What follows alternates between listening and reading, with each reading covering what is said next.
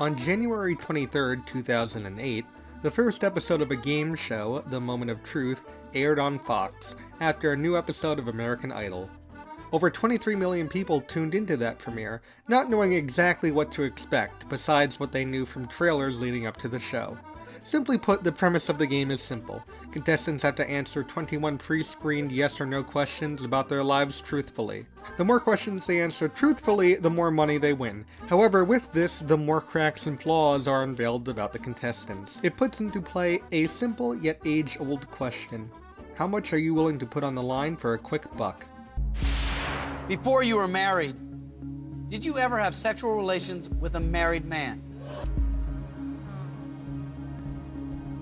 Yes. Apparently a lot. With such an enticing premise, a stellar first episode viewer count, and a solid viewer count for the rest of the series, you'd think that this series would thrive and continue for many years to come, right? Well, the show lasted about a year, with 23 episodes aired. Why did it not go longer? Well, despite the numbers that it was raking in, many cited it as one of the worst game shows of all time.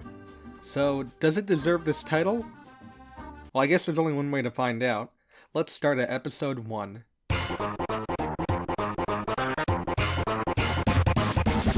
Yes. Yes, it does.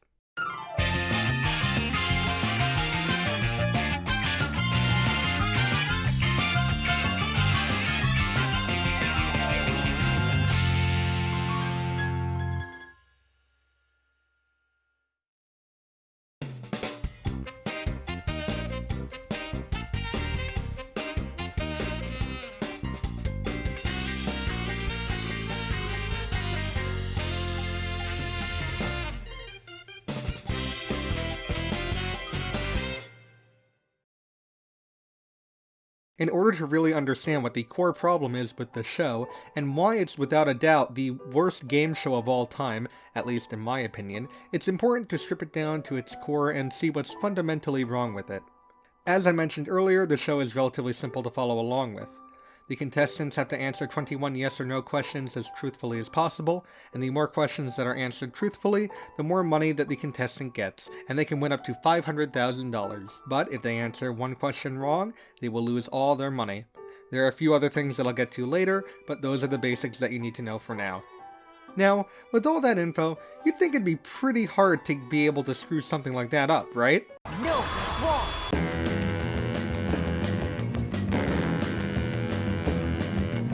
It may not seem extremely important in the long haul, but a host plays a vital role in what makes a game show enjoyable to sit through.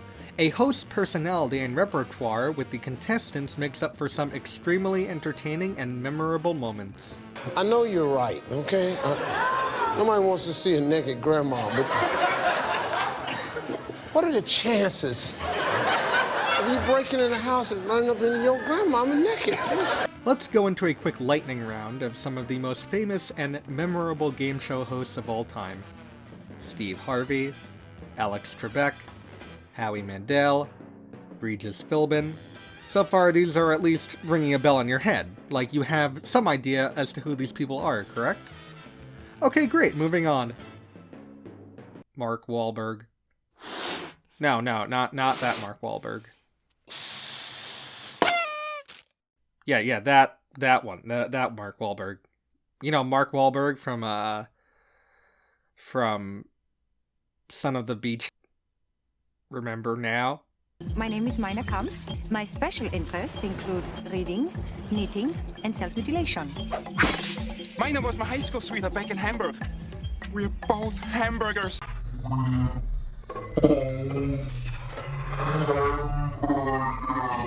Okay, to be fair to Mark, he's actually the least bad thing about this show, but I'll get more into why and how a little later. First, let's talk about why no one talks about Mark Walberg when bringing up the moment of truth. I mean, simply put, he doesn't really have a stage presence at all during the show. His voice direction is really bland and somewhat misdirectioned when he has to read those lines that he has to say every single episode about seeing if there's an honest person left in America or something along those lines.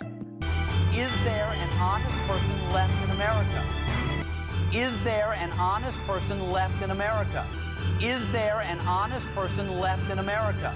Is there an honest person left in America? But somehow he's even worse when he's talking to the contestants, especially between questions. He hardly ever shows any emotion to the results of a contestant's questions, no matter how. While you were dating your former girlfriend Aurora, did you ever cheat on her? Yes. Revealing they can be. Most of the time after there's an answer, he'll just say something like, "Wasn't that shocking, Flimbo? Did you expect that, Scooperson? What do you think of that, Jib?" And then once they give an answer, it's on to the next question.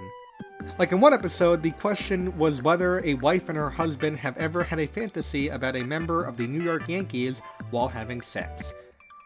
And first of all, what kind of question is that? But more relevantly to the topic at hand, after the question is answered yes, Mark just goes on to the next question. Like really, dude?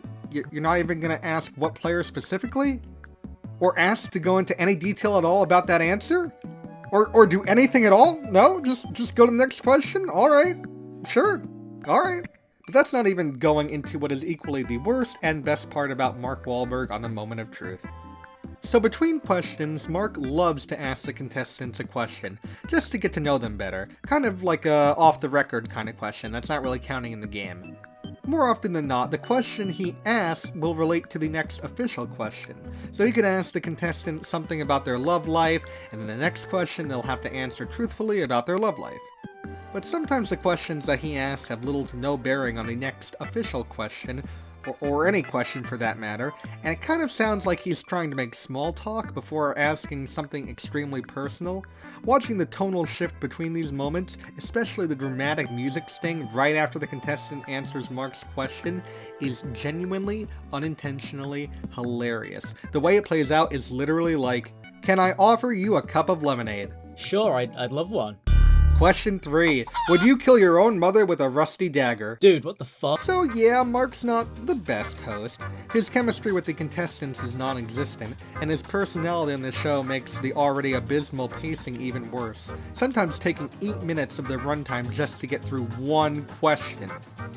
That being said, like I mentioned earlier, he's the least bad thing on the show. It's clear that the only reason he's hosting the show is just to get a paycheck, and a part of me can respect that, especially for a show of this... If Katya developed a flabby stomach, would you encourage her to get liposuction? Yes. caliber of quality, I'm gonna say.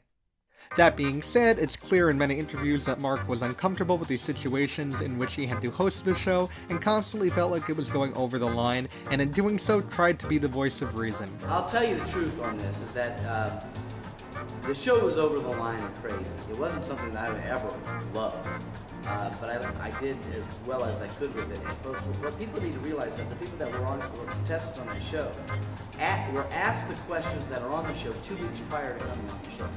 And then they invited their family and friends to come there. So there's nothing to stop them from telling their family and friends what they're going to reveal. That's not to say that they always did. And as the host, my stance was always, You may think this is a good idea, but I know it's a bad idea. So I was constantly encouraging them to stop and take their money. Stop. You've had enough. Go home. before they listen. And I would say to them, this next question is one that I really don't want to read. And they would say, no, I'm okay with it. And I said, you may be okay with it, but I don't want to read it on TV. But they didn't really listen to me. However, looking more into Mark's history and career, he honestly seems like a pretty cool dude. He has a family, and he just finished hosting Antique Roadshow for almost 15 years, which was sort of like a dream of his, and that's actually a solid show right there. Currently, he's hosting Temptation Island, and while that's not the kind of show that I'm into, from the footage that I've seen, he seems to be enjoying himself a lot more on that show than on the Moment of Truth.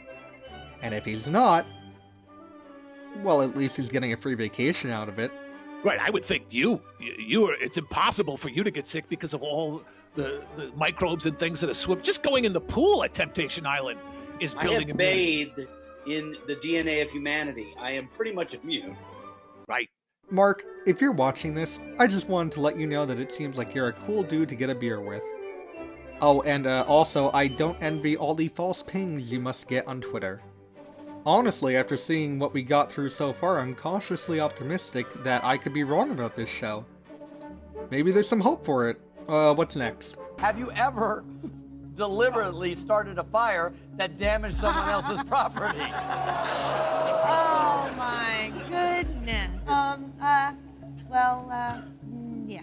You have? Yes, I have. All I did was tell the truth. Of course you did, but there's the truth and the truth. I jinxed it, didn't I? You know, I really gotta wonder what was going through a lot of these contestants' minds when they decided to participate in this show. Like, I get the whole idea behind the show being how many dirty secrets are you willing to reveal for some sweet, sweet moolah? But good lord, these contestants have next to no redeeming qualities whatsoever. There's some admittedly heartwarming revelations here and there, but it kind of loses its purpose if it's interspliced between a revelation that a woman is still in love with her ex-fiancé and is also secretly a clone of Rosemary West. Look it up. Though I gotta say that this guy right here, he's actually pretty cool. Something that really annoys me about these contestants, well, besides the obvious. When you were a flight attendant, did you ever deliberately bump a customer with the beverage cart? Wow. The answer's true. So your answer is yes? Oh, yeah. Okay. Is the way they react to every question. Now, obviously, if it's something extremely revealing, uncomfortable, or, I don't know, maybe illegal, then I could see why they would react in such an over-the-top manner. Is what I would say if it wasn't for the fact that they already know what the questions are going to be. What people need to realize is that the people that were contestants on that show were asked the questions that are on the show 2 weeks prior to coming on the show. The contestants are hooked up to a polygraph machine and asked 50 to 100 questions, 21 of which will be used in the show. Gonna go off on a bit of a tangent here, but I have yet to mention that polygraph machines aren't really lie detectors, instead being machines that are able to calculate stress levels of a person. There's countless studies that disprove this misconception, and hell, I'll even put one in the description below. Anyway, back on track, these contestants were hooked up to this machine and asked 50 to 100 questions. So you'll have to excuse me if I find it a little bit fake. Mark will sometimes ask the questions, and the contestants will have this shocked and embarrassed face like, "Oh my god, that's so embarrassing! I can't believe you'd ask that!" Really, you were literally asked these questions. Don't be acting like these questions are ones that you've never heard before. And while this isn't confirmed, a part of me truly believes that a lot of the questions that are asked are either based on questions from a person who knows the contestant very well, or questions that they answered before they were actually hooked up to the machine. I know that sounds confusing, so I'm going to try to explain it with a few examples. So this one contestant is like a beauty pageant winner or something, and a lot of the questions have to do with her physical appearance and her pageant career, which I totally get. Then, all of a sudden, out of nowhere, she's asked this. As an adult, have you ever taken a nude picture of yourself? What? Like, why is that the question that she's asked? It's completely random. I mean, I guess you can make the argument that it's somehow related to maintaining her figure or something. I don't know, I'm not a supermodel beauty pageant winner. Those days are behind me. I said I wasn't going to talk about them. But this is like question 15, which means that she had to answer 14 more questions before this. Not to mention they had so many other questions to choose from. Why the hell would they choose one that's admittedly not even that big a deal? Most importantly though, how would they even know to ask her this question? And they decided to cut to commercial during this question of all questions? Never mind the fact that she was just asked if she was still in love with her ex-fiancé. Okay, whatever. Okay, moving on. This other contestant is something along the lines of a mom and a billing analyst, okay? And she's asked stuff about her family and finances and whatnot. You know, seems pretty standard, right? Well... Does the thought of being spanked by an attractive man excite you? Where did that question come from?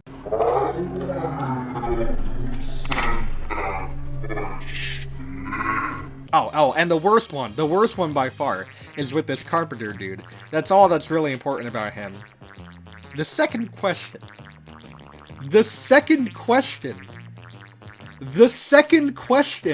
that this carpenter is asked is this.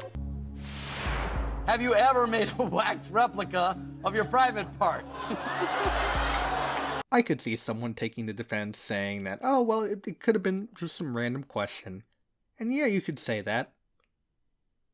And then he says yes, and the answer is true.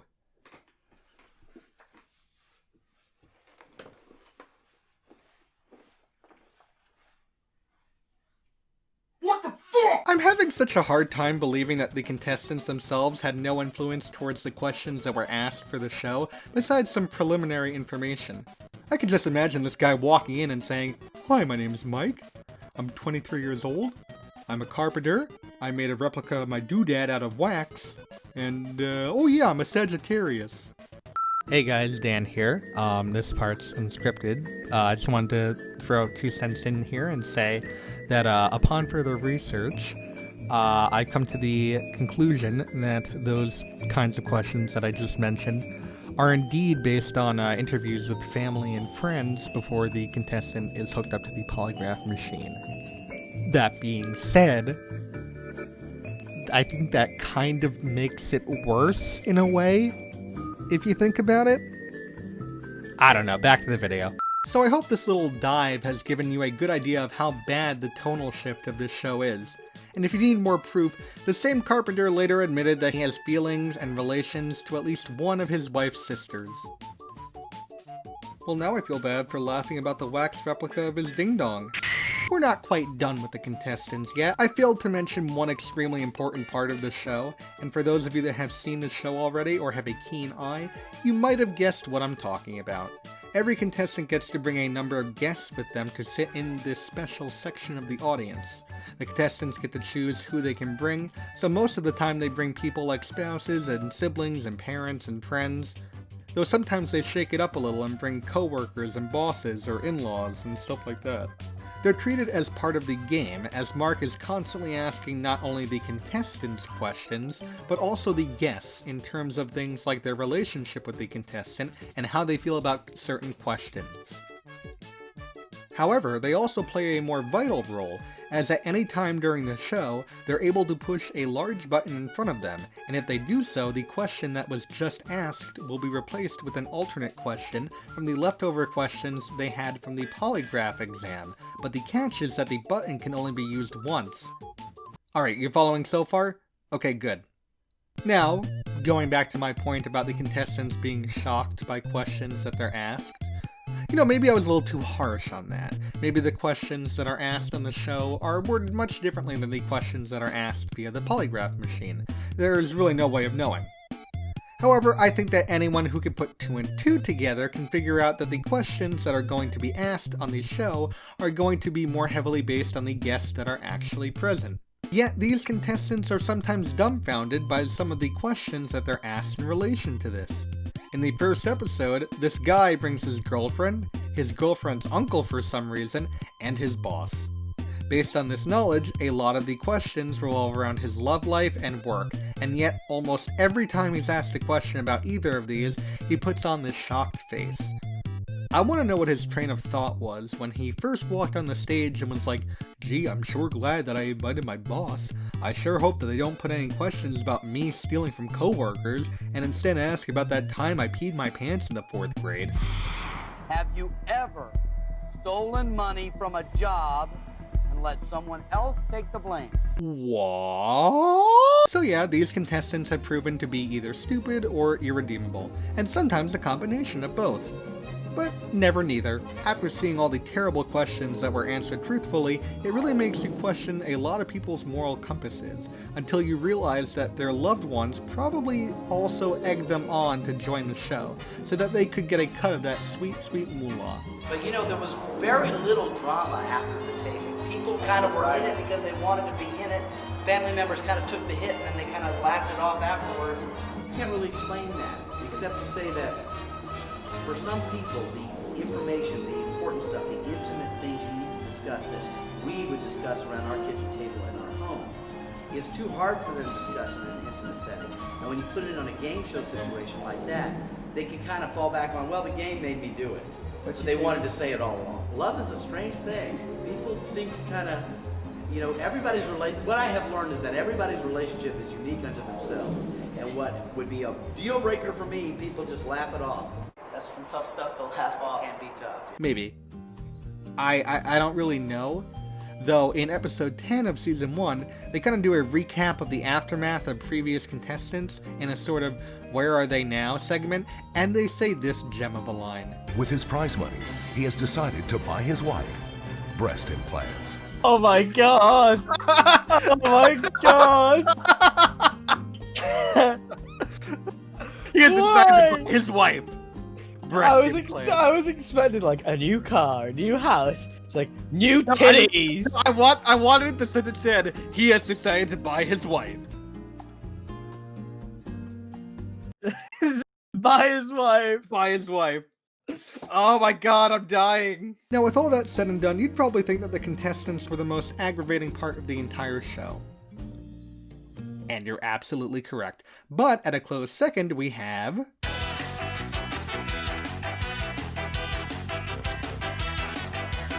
I'm going to keep this section short, since there's not a lot to go off of, but regardless of if this is a real audience or some predetermined sound effects, they are one of the worst audiences I think I've ever seen in a show like this. They're constantly gasping or clapping or cheering or oohing during the most inappropriate times to do so. Like, you'll hear them oohing at a question about ever wishing something bad would happen to another person. Like, they think they're really morally superior when the ugly truth is that we've all had those thoughts at least once in our life. They'll also be clapping and cheering after a woman admits that she doesn't love her husband after 20 years. Have you ever regretted marrying your husband? Yes. True.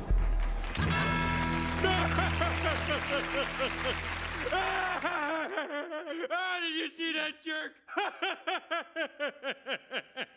What kind of reaction is that? Do you think that if a person admitted to be working on a nuclear device to kill all the children in the world, that they would be cheering?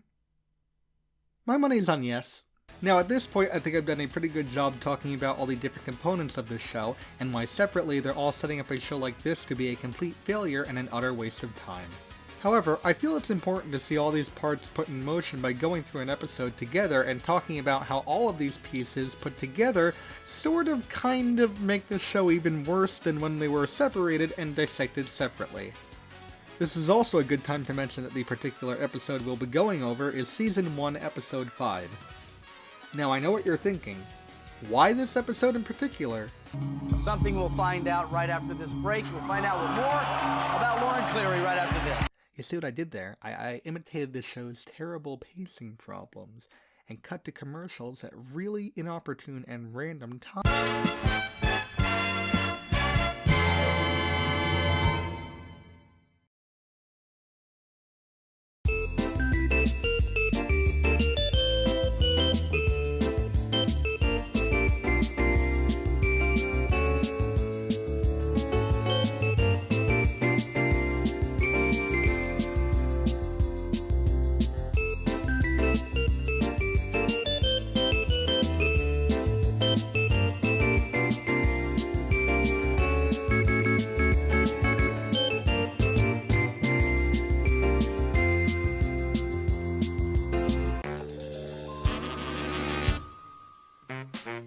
So in order to understand all of these problems, we need to understand why, not only separately do these facets fail on every single degree that they're trying to achieve, but also together as a collective, or an episode. So we're going to go through an episode together, and not just any episode, but the forsaken controversial episode that is episode 5. Why is this episode so controversial, you might ask? Well, if you ask me, it's over-exaggerated to a somewhat extreme degree. But you're gonna see soon enough when the shit hits the fan. And hoo boy does it ever. So the episode starts out with a warning from Mark Walberg himself, stating that the episode is extremely controversial and that after much debate, the final decision was to air the episode in all of its terrible glory. He also mentions that if it were up to him, he wouldn't have aired the episode at all, and normally I'd call bullshit, but something is actually telling me that he really is telling the truth. At least somewhat. It then cuts to a recap of what's going to happen on the episode, and the questions that are going to be asked, and I understand why they do this, but they really are just spoiling so many of the questions right here and now, aren't they?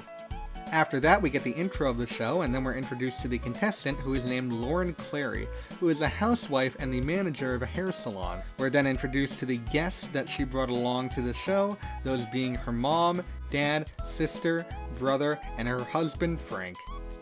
Oh man, Frank, I'm so sorry for what's about to happen to you. And now it's on to the first question, but before we do that, I have to bring up my main gripe with the show so far, and I've said it before, but it's the pacing.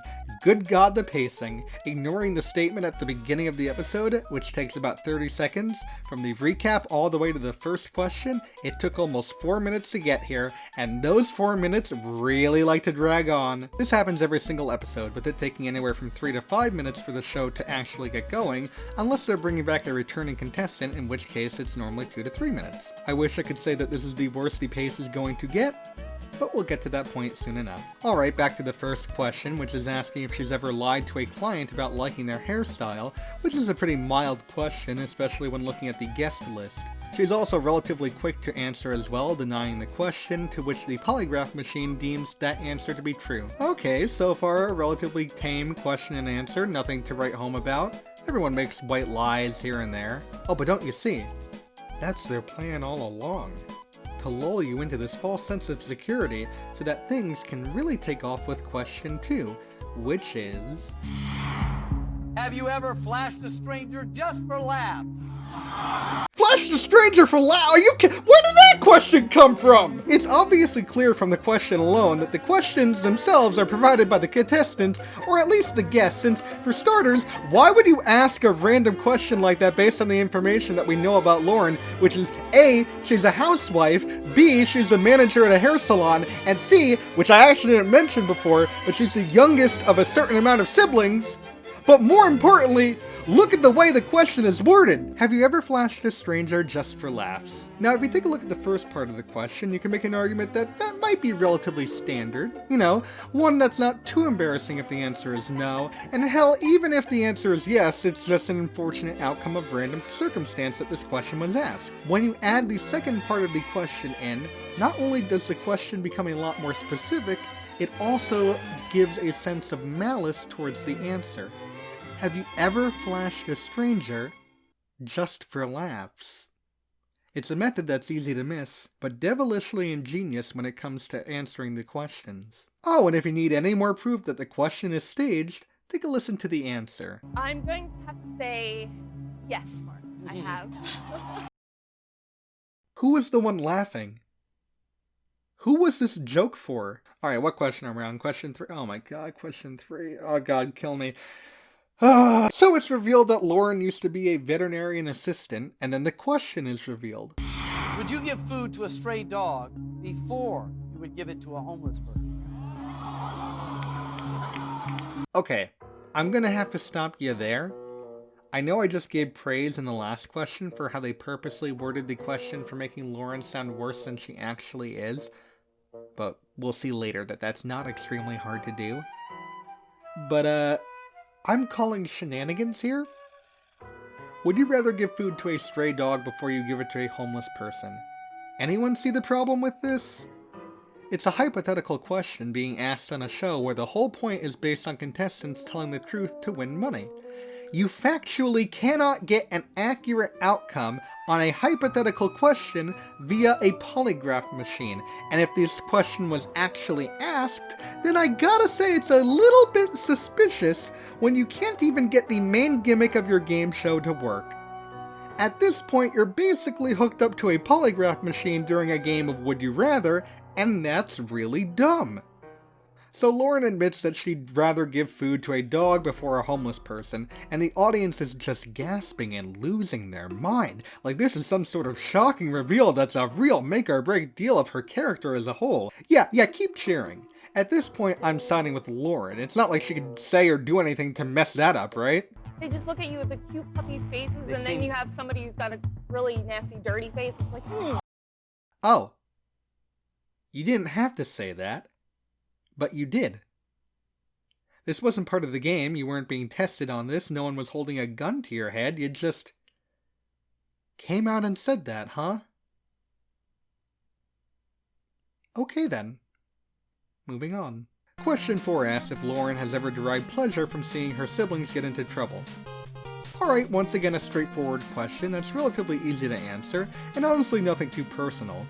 I mean, I think I speak for at least 90% of siblings when I say that we've all felt this way at least once in our lives. Okay, so Lauren answers yes truthfully, and question over.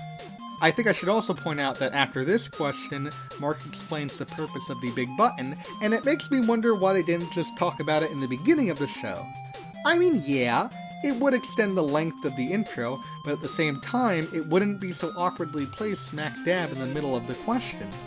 This isn't a one-time thing either, this is how it's structured every episode, and it's kind of something that I just wanted to point out. Also, this is a bit off topic, but Mark asks Frank if he wants to push the button to test it out, and he seems very ecstatic to try it out. Not only that, but there's a reason that he's asking Frank specifically, but that will come in due time. Okay, time for question 5, and if her explanation in question 3 wasn't already a red light, then at this point you'll start to see a darker side of Lauren. The question asks if Lauren has ever gotten fired from stealing money from a job, to which she answers yes truthfully. Now, this question in the grand scheme of things isn't necessarily a bad question to ask. Now, obviously, I'm not condoning stealing money from your job, but I think it's important to at least let Lauren explain herself. I'm sure she'll have a compelling argument that will clear her name. Want to tell me about the time that you got fired? I don't particularly like to talk about it, so what's in the past is in the past, so I like to. I've moved on, a completely different person now. Excuse me? You're not gonna make an argument at all? Or at least make an excuse, or hell, now you can lie if you really wanted to. No one's gonna detect if you're lying in your explanation.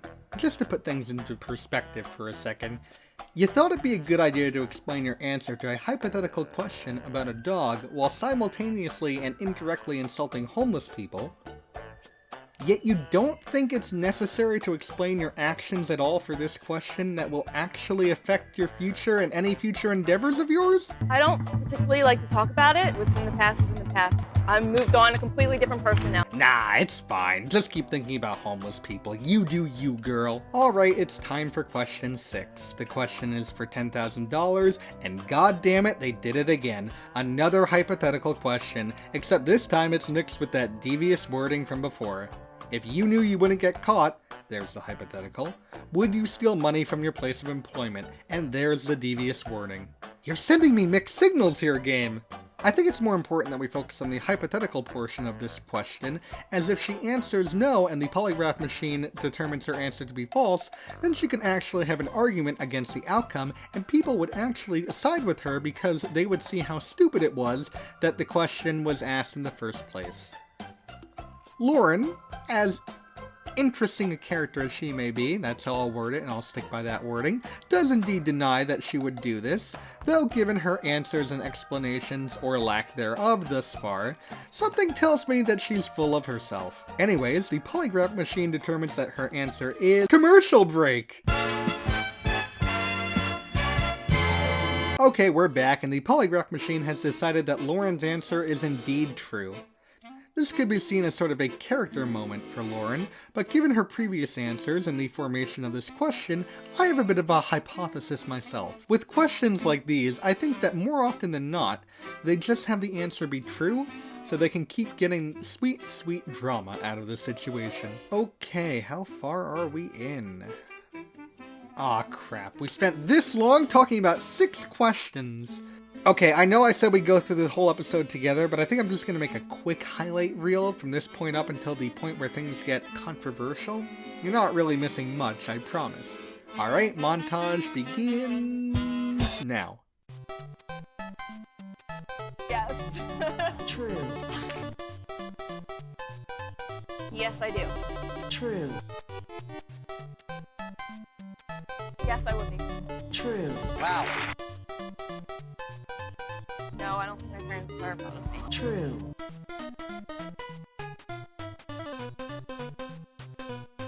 Yes, I do. True. And then they invited their family and friends to come there, so there's nothing to stop them from telling their family and friends what they're going to reveal. That's not to say that they always did. But they didn't really listen to me. Alright, we're back. Hope you enjoyed the trip, and now it's time for the real show to begin. At this point, Lauren has won $25,000 and is asked by Mark if she wants to continue or leave with the $25,000. Lauren's answer is commercial break! We're back again, and it's another warning from Mark that this is the controversial part that he was referring to at the beginning of the show. Thanks again for the heads up, Mark. My life would be meaningless without you. So of course, Lauren says yes, but only after she says this just absolutely and completely thought out and competent line that anyone in her situation would say after answering 11 of these personal and character revealing questions. Well, to be honest, I am really not concerned about the money. I feel a lot better getting everything I need to get off my chest. So. Lauren, if you don't care about the money, then why are you even here in the first place? Why are any of us here? Wasting our time. Watching you. Because you care more about getting all of this out in the open rather than the money. If that was your goal all this time, just to get everything off your chest, then did it even occur to you for a second that you could just go to something like, I don't know, a therapist, or a marriage counselor, or a family therapist, and work out all of your problems in private, rather than go out of your way, getting yourself and your family to the filming location in Los Angeles, and revealing all these secrets about yourself in front of at least 8 million people. I am really not concerned about the money. I feel a lot better getting everything I need to get off my chest. So. I'm losing brain cells watching this. I have no words. Before Mark asks the next question, it's revealed that Lauren and Frank are in a rocky period in their relationship, and that they're working on their communication skills. And every time they pan to Frank, you can just see him grinning and bearing through the pain. If only he knew how bad things were about to get. Question 12 asks if Lauren stays in touch with any boyfriends that Frank doesn't know about, and at this point I should mention that I really do not like Lauren at all. She just completely decimated her character for me.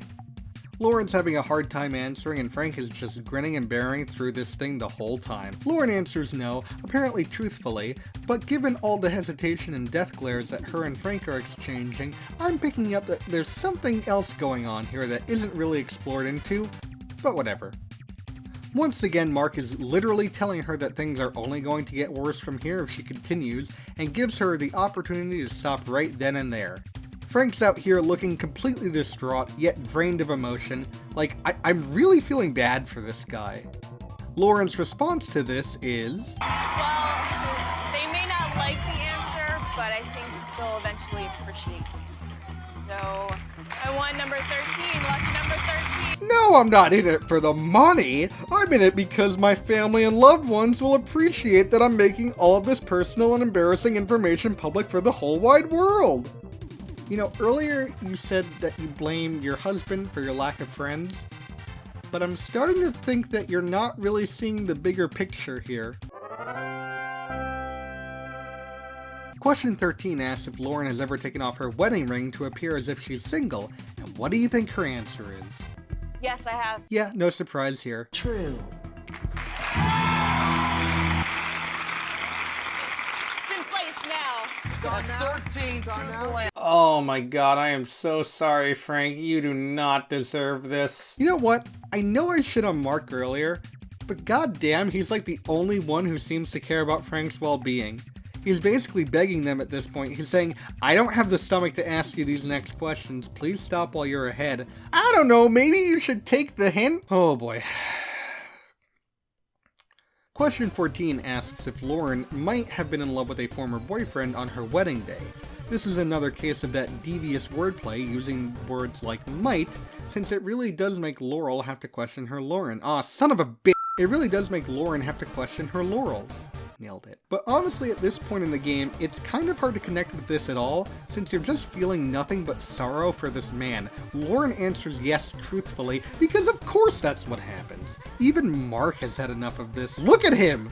Question 15 is the $100,000 question, but as enticing as that sounds, Mark's basically on his knees asking Lauren not to move on, and Lauren's like, "Oh yeah, keep going, I can really feel the appreciation flowing through my family and loved ones." Meanwhile, the audience is cheering at the idea of further tearing a family apart, and oh, would you look at that, a part of me just died on the inside. That's probably normal. Okay, there's one more thing I failed to mention about this show. Every now and then, Mark is not the one to ask a certain question to the contestant.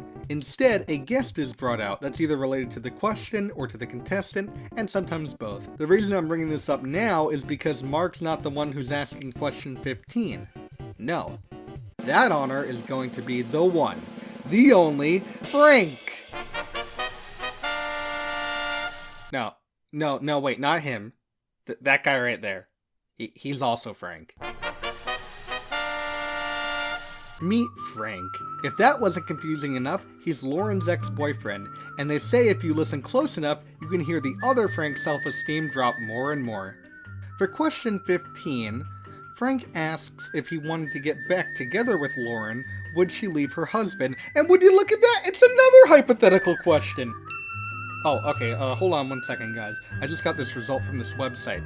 So basically, I've been told that every time something stupid or ridiculous happens on this show, 1 day is removed from my lifespan. Let's see where that puts me now. I'm just gonna grab this print off here, and I'm gonna do a little bit of math. Just give me 1 sec here, guys. Let's see here. I'm gonna carry 2. Don't forget to use the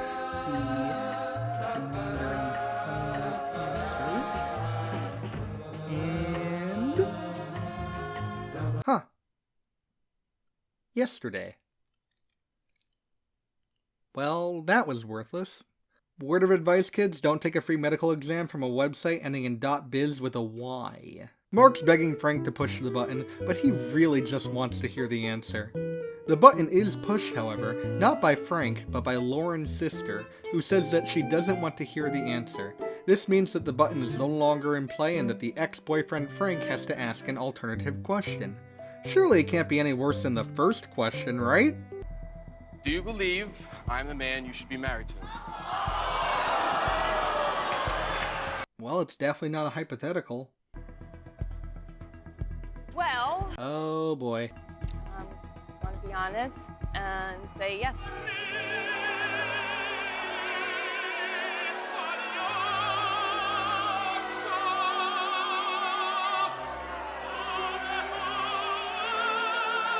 With an answer like that, I can only assume that you're not happy. Are you unhappy?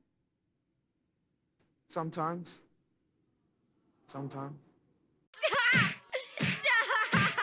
He's already dead. So at this point, Frank the husband has been dragged through the mud for quite a while now, and he's just about done caring about what happens next, and honestly, who can blame him? He tells Lauren to keep going because at this point, what else does he have to lose, right?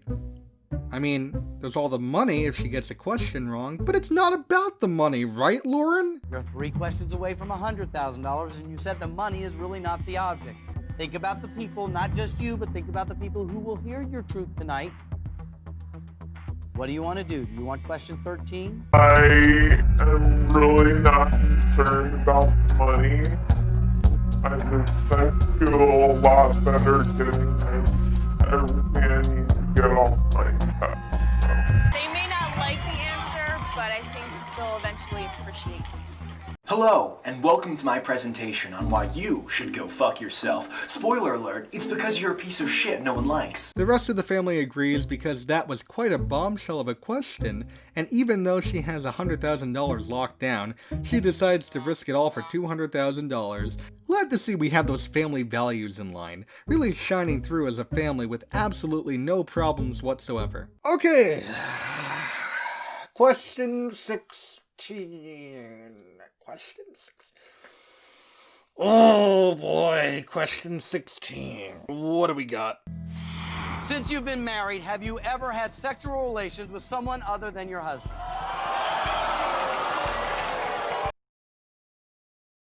Let me guess. I'm gonna have to say yes. Watch this, Lise. You can actually pinpoint the second when his heart rips in half. And now.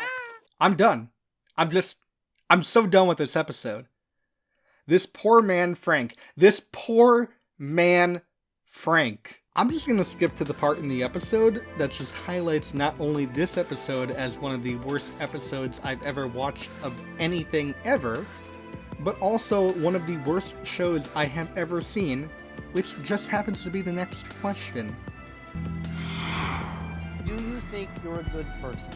Okay, truth be told, for a lot of the section of this video, I've kept the emotional comedy up to a high, and the facts have taken a back seat. For this question, however, I think we need to look at it from a more scientific angle. So there's 4 outcomes that could result from this question. Lauren says yes and it's true, Lauren says yes and it's false, Lauren says no and it's true, and Lauren says no and it's false. Let's go through each of these to see which answer will cause the least amount of grief to Lauren and her family. So if Lauren says yes and it's true, that means that she's able to move on to the next question and has a chance at winning $200,000. However, if this is the case, then her friends, loved ones, and everyone watching the show will have a lower chance of feeling any feelings towards her other than pure apathy. If she says no and it's true, then the outcome is very similar, but at least the people mentioned earlier might see this as a cry for help and take pity for her. If she says no and it's false, then I suppose you could at least still make the argument about pity. And finally, if she says yes and it's false, she gets no money and people will only feel apathy towards her. So now that I have highlighted the 4 outcomes, it should be a no-brainer that Lauren should say no, seeing as how both the outcomes are better than if she says yes and it's false, especially given that... However, Lauren must have not gotten the memo that a no-brainer is a figure of speech because she indeed says yes. Wait, she can't be serious, can she? Did she just, like, zone out for the past, 16 questions? No, clearly there's something I'm missing here. I apologize, Lauren, there's something I'm missing here. Let's go over the facts. I mean, clearly there's something I'm just not putting on the table here. Well, let's look at your character. I'm sure I missed something. I mean, because despite being a stranger flashing, homeless hating, money stealing, friendship fleeing, husband cheating loser... Oh, you're a bad person. False. That was the second worst 43 minutes and 3 seconds of my entire life.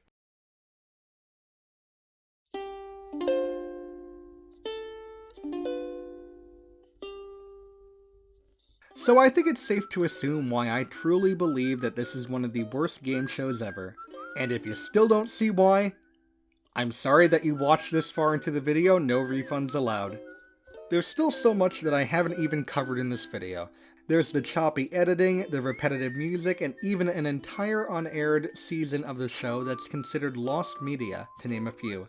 Besides that last point, which I may come back to cover sometime in the far, far, far, far future, those other points didn't really need to be mentioned, as you probably already picked that up from the footage that you've seen today. If you really want to find out more about the Moment of Truth, I definitely recommend reading Epistemology of the Moment of Truth, as that goes into even more details that I wasn't able to cover today. I have left the link for the epistemology in the description below. Fair warning, there are some disturbing themes explored in that paper, so I definitely advise some viewer discretion. So, after everything we've covered today, what really went wrong with this show? Well, there's this term called schadenfreude, which basically means deriving pleasure from other people's misfortune. And while that sounds like a cynical trait, a lot of the comedy that we consume as a society could be labeled under this in some way, shape, or form. However, there's a very fine line to make one's misery another person's entertainment. And unfortunately, this show crosses that line in spades. Normally, with a show like this, I'd pin the blame on the network executives. And you can kind of see how that's the case with quotes like this from Fox executive Mike Darnell. "This is gonna be the talk of the town and knocked out of the park. You're either gonna love it, or think it's the end of Western civilization. And that's the stuff that works." But then you compare that to quotes from the deceased series creator Howard Schultz, and it really sounds like this was a passion project of his. Well, I actually have a large purpose in mind. Part of the creation of the show stems from the fact that I believe we've become a nation of liars, that we've become a world of liars. that it is so difficult to get the truth from anybody nowadays. We're being spun up one side and down the other. We're just a living pile of beans. And I would like to think that it is my fervent desire that this show starts to breathe a dialogue about truth. That the truth does matter. And that the truth really can set us free. And I think that many of the problems that exist in this world can be solved. Because we first become aware that there is something called truth, and that we can start dealing with the hard realities of the truth, and start to clean up our lives, and clean up our world, and clean up everything about what we're doing. I think it's as plain as day. And again, someone like Mark Walberg makes the best of a situation that makes him uncomfortable. I spend most of the time on that stage a little uncomfortable. It's just funny to me that I ended up hosting this show because I like to keep the peace. I just don't like a lot of confrontation, and yet I find myself in these confrontational shows. So I guess the best way I can answer that question is, I feel like the best way to be a good host, and I sure aspire to be one of those, is to be an empathetic, and you can be whoever the subject is, the participant. So really, if they're nervous, I'm nervous for them.